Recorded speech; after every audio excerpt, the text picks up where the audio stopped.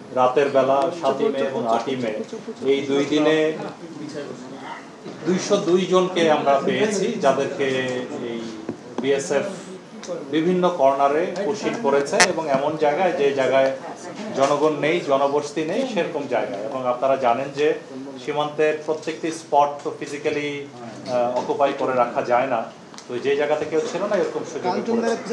এই 202 জনকে 202 জনের মধ্যে আমরা পরে আমাদের মাননীয় উপদেষ্টার নেতৃত্বে আমরা আমাদের মন্ত্রণালয়ে মিটিং করে তারপরে সিদ্ধান্ত নিয়ে তাদেরকে পুলিশের মাধ্যমে, এসবির মাধ্যমে ভেরিফিকেশন করে যাদেরকে বাংলাদেশি পেয়েছি। অ্যাকচুয়ালি এরা গত 2-3 বছর থেকে শুরু করে অতীতে 20-25 বছর আগে বিভিন্ন সময় নানান কাজে ভারতে গিয়েছিল। তবে তাদের মধ্যে তাদের সন্তানাদিও আছে যারা অনেক আগে গিয়েছিল। এইসব সন্তানাদি কিন্তু তারা ভারতের আধার কার্ড বা অন্যান্য ডকুমেন্টস পেয়েছিল, বাট পুলিশ বা বিএসএফ তাদের এগুলো রেখে দিয়ে তারপরে পুশিং করেছে। তো যাই হোক, এরপরে যেটা যাদেরকে বাংলাদেশি পাওয়া গেছে তাদেরকে প্রশাসনের মাধ্যমে তাদের নিজ নিজ এলাকায় প্রত্যাবর্তনের বিষয়টি প্রক্রিয়াধীন আছে। আবার এর মধ্যে 39 জন রোহিঙ্গা পাওয়া গেছে। এই রোহিঙ্গা যারা আমাদের এফডিএমএন ক্যাম্পে বিভিন্ন সময় রেজিস্টার্ড ছিল, কোনোভাবে ওরা পালিয়েছে ওদিকে, তো তাদেরকে আমরা ওই এফডিএমএন ক্যাম্পে আমাদের RRRC আর UNHCR এর মাধ্যমে তাদেরকে ক্যাম্পে ফেরত পাঠিয়েছি।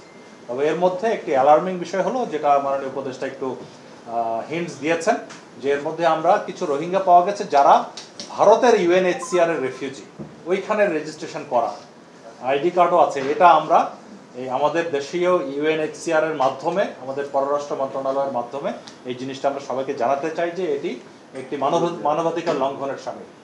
যে দেশের রেফিউজি সেখানেই তো ওখানে রাখা দরকার ছিল, যে তাদেরকে আমাদের আইডি কার্ড আছে এবং আইডি কার্ডটা আমি আপনাদেরকে একটু যদি ক্লোজলি কেউ ছবি তুলেন এটা দেখতে পারেন যে এখানে আমরা 5 জন পেয়েছি।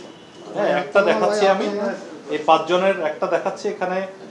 এই যে তার UNHCR, আপনারা ক্লোজ করলে জুম ইন করলে দেখতে পাবেন UNHCR IN মানে ইন্ডিয়া, হ্যাঁ, সেখানে রেজিস্ট্রেশন করা। তো এই 5 জনকেও আমরা, যেখানে এই 5টা আছে, আমরা এটা এই বিষয়ে অভিযোগ দায়ের করছি। আমরা আমাদের UNHCR বলেছি আর আমাদের RRRC যেখানে রোহিঙ্গাদের রেজিস্ট্রেশন হয় তাদের মাধ্যমে এবং পররাষ্ট্র মন্ত্রণালয়ের মাধ্যমেও আমরা এটা প্রসেস করব। আর পুরো বিষয়টি তো আমরা বিএসএফ বরাবরের মতে ওরা কোনো স্বীকার করছে না যে এই বিষয়ে ওরা জানে না। এটা হয়তো তারা নিজেই চলে গিয়েছিল ভারতে, ওরা আবার নিজেই প্রত্যাবর্তন করেছে, এই ধরনের বলার চেষ্টা করছে। এটা আমরা মানছি না।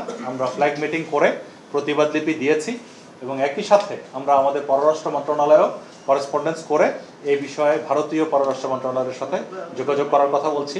তারা যদি বাংলাদেশি হয় আমরা গ্রহণ করব এবং সেটা একটা ফর্মাল প্রসেসের মাধ্যমে হতে হবে, এভাবে লুকোচুরি করে দেওয়ার মধ্যে না।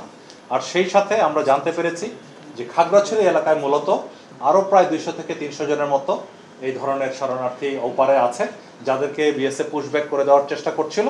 তো আমরা এই পেট্রোলিং বাড়িয়ে এবং সজাগ দৃষ্টি থাকার কারণে গত 2 দিন ধরে তারা চেষ্টা করছে, পারছে না। সো ওইদিকে এখনও আছে।